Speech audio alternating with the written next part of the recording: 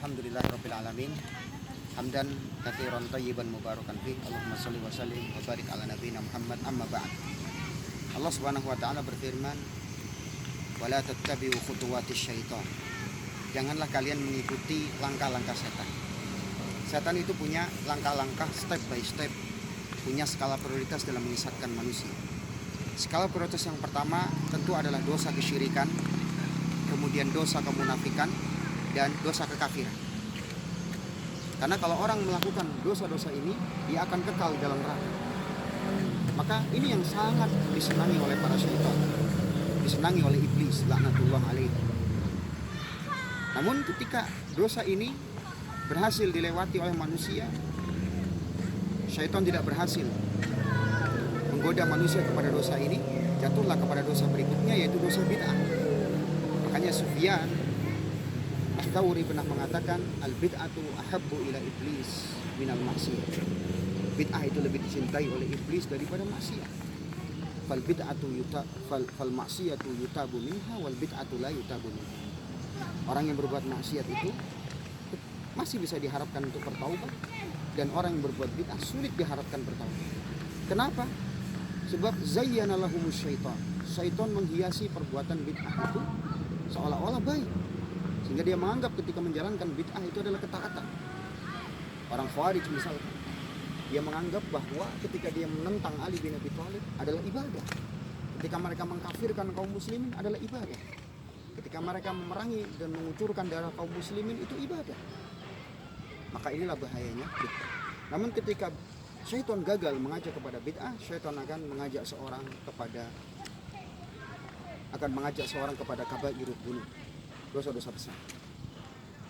Nah, dengan dosa-dosa besar ini, seorang bisa kemudian terarah kepada dosa-dosa yang lain, bisa menjerumuskan seorang kepada kekufuran. Coba bayangkan, di antara talbis iblis adalah iblis memberikan hiasan kepada manusia bahwa ketika dia bertauhid kuat, gak ada masalah dia berbuat dosa besar. Gak apa-apa dia dizina, gak apa-apa dia makan riba, gak apa-apa dia mencuri, gak apa-apa dia minum khamr, asal bertauhid kuat. Itu talbis iblis, itu daya iblis. Kemudian ketika dosa besar gagal untuk menggoda seorang, maka iblis dan syaitan akan mengajak kepada dosa-dosa kecil. Karena dosa-dosa kecil ketika terkumpul akan jadi dosa besar. Innal jibala minal hasa. Gunung itu dari kerikil kecil. Dosa besar berasal dari dosa-dosa kecil yang menumpuk dan diremehkan. Makanya para salaf kita mengatakan, iyyakum wa muhaqqiratidz dzunub. Hati-hati, jangan sampai kalian meremehkan dosa-dosa kecil. Fa innahunna yajtami'na 'alal insani hatta yuhlikna. Karena dosa besar itu akan berkumpul dan menjadi dosa. Karena dosa-dosa kecil ketika berkumpul ya akan menjadi dosa besar. Kemudian syaitan akan menjerumuskan kepada berikutnya adalah kepada hal-hal yang sia-sia, hal mubah yang berlebihan. Jalan-jalan berlebihan, berwisata berlebihan, makan berlebihan, nongkrong berlebihan. Ini penyakit hati. Kemudian tipu daya jerat syaitan berikutnya adalah syaitan laknatullahi alaihim dan iblis laknatullahi alaihi akan mengajak seorang kepada amal-amal yang enggak begitu penting dan melalaikan amal yang lebih penting. Contoh misalnya, sebagian orang perhatian dengan anak yatim, perhatian dengan para janda, dan perhatian kepada anak-anak fuqara wal masakin. Tetapi kurang perhatian dengan orang tua sendiri.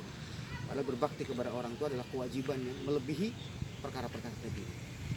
Kemudian yang contoh yang lainnya adalah sebagian istri ada yang mereka terlalu sibuk dengan pengajian, terlalu sibuk dengan kajian sampai melupakan hak suami. Padahal hak suami itu adalah merupakan kewajiban.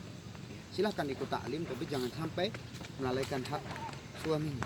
Ini salah satu step by step, ini salah satu skala prioritas yang dilakukan oleh syaitan dan iblis untuk menyesatkan manusia. Semoga Allah melindungi kita dari godaan syaitan dan iblis dan membimbing kita di atas jalan yang lurus sampai kita masuk ke dalam surganya Allah.